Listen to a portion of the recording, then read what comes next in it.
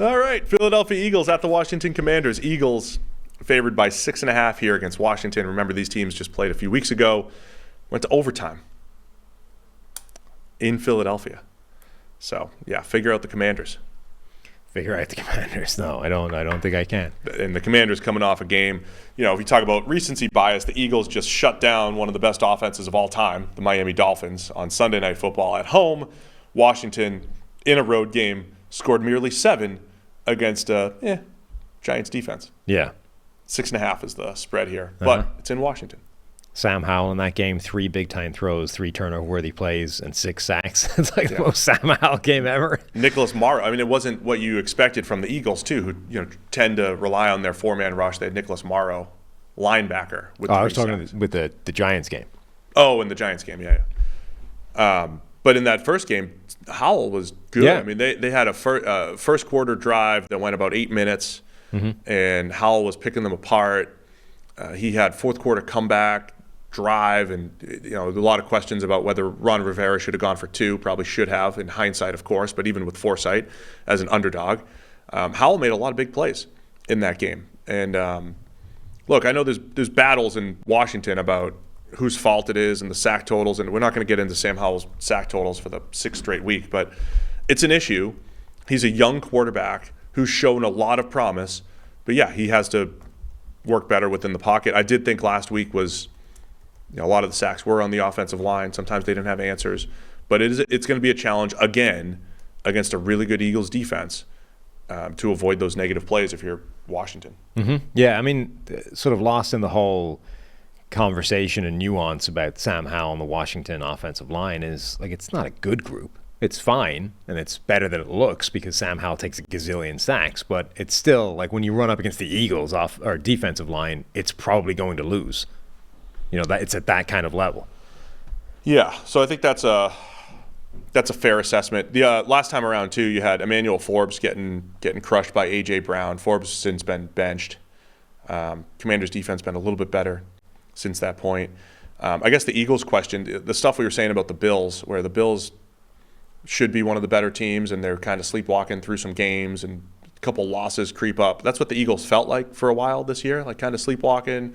But they're winning, and then they lose one to the Jets. But they played probably their best all-around game against the Dolphins last week. Was that a turning point for the Eagles to start playing a little more consistent like they did last year? When they looked like the best, for most of the season, they looked like the best all-around team in the NFL last year. Yeah, you've also got Jalen Hurts, banged up, dealing with injury. And as you said, it sort of feels like he's been dealing with that or dealing with injury all through the season, even if they've been different injuries. That might be a factor. It does.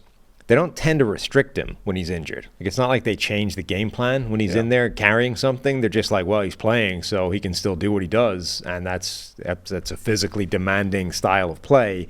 They're gonna make him throw his shoulder into defensive linemen, whether it's the tush push, double cheek push thing, or whether it's just running in the open field. Like they're gonna expect him to lower his shoulder and truck a DB every now and again, even if he's got an injured shoulder. So it's interesting because it doesn't seem to change how they play him, but it does mean he's probably not going to play as well as he normally does if he's injured. One other thing to keep an eye on here, there were reports this week that teams had been calling Washington about Montez Sweat, the edge defender. There was trade rumors around Chase Young, but I don't know if there was tangible, calls. Chase Young's playing really well. One of the league leaders in pressures. Great game last week against the Giants. So Chase Young playing well. Montez Sweat has been one of the more underrated edge defenders in the league over the last couple of years.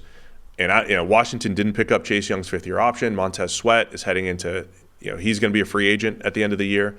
And who knows if this ends up becoming, do they sit a Montez Sweat so that they could trade him next week? Do they, if you're Ron Rivera, I don't think you care about the future. Like you're kind of fighting for your job at this point and making sure that you finish strong. So just something to keep an eye on here. Washington's defensive line against Philadelphia's offensive line, always a great matchup, especially when all those guys are out there and healthy.